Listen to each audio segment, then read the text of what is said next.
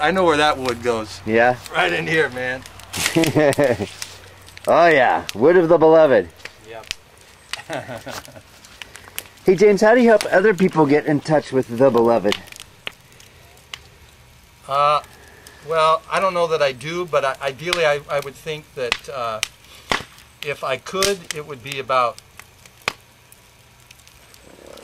just being the most unconditional presence of love for them as possible. I mean, to me, that's what the beloved is. That's who the beloved is. That's how the beloved is, and to be able to offer that to others, that would be the ideal thing. You know, nothing that could be seen so much as felt, and you know, love brings the opportunity to just relax and let go. So if I could bring that presence to others with a sense, you know, one time a priest said, this is one of the most profound experiences of my life. There was this very holy priest in Seattle. He was in the university district, and I knew about him, and I knew he had some very powerful mystical experiences. He was a plump, jolly old priest named Father Fulton. I really respected him a lot. He just kind of radiated this powerful presence of, you could kind of sense he was always kind of abiding in the presence of God. So one day I wanted to introduce him to a friend of mine named Barbara. I was very excited. I brought Barbara to church after Mass. I said, Father, he was walking around. I said, Father Fulton, I want to introduce you to someone. He said, just a minute. He walked around, floated around a little bit, and then he came by.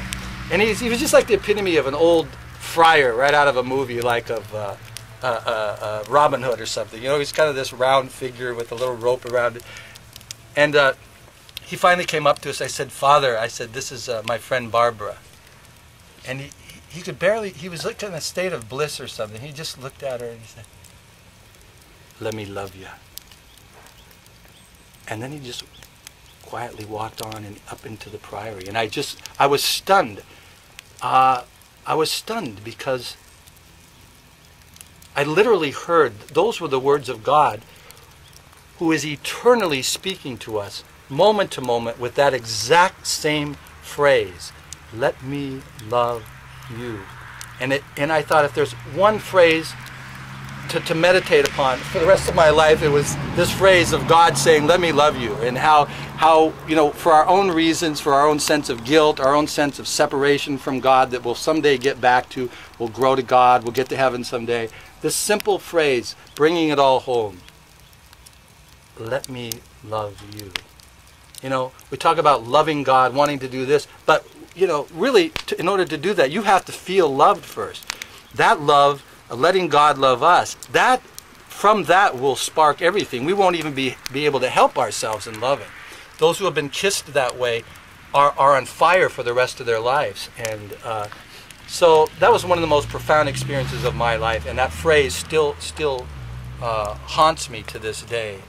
And I heard the voice of God through Father Fulton saying, let me love you. And so that's the other paradox. You know, it's not like we have to do anything. First, if we can allow ourselves to be loved, and we don't demand this love from anyone else. It's an unseen presence that's with us as long as this heart beats. It's God knocking on our door. That heartbeat is God knocking on our heart's door, saying, let me love you. So thank you, Father Fulton. He's since gone to heaven. And at the altar of the church there, they recognize him so much, as I say, they actually have a little photograph on him on the side altar, which is totally unheard of. You never, maybe in Europe, you know, you'll see pictures of recent people who have passed on who were holy, and but it's very unusual in the United States to see a picture of a holy person framed on an altar. And in Blessed Sacrament Church there in Seattle, off Roosevelt and 50th near there, there's on the side altar, there's Father Fulton. Wow. Who I really felt really loved me a lot, and I used to sit with him sometimes, and He was just such a beautiful person. I caught him walking around the neighborhood one night, and I said, "Father Fulton," and he could barely be stirred out of his communion. He was like he was in an intoxicated state, like you hear about, many of the saints, Indian saints. I sat there and talked to him for a minute, and he was just completely absorbed in this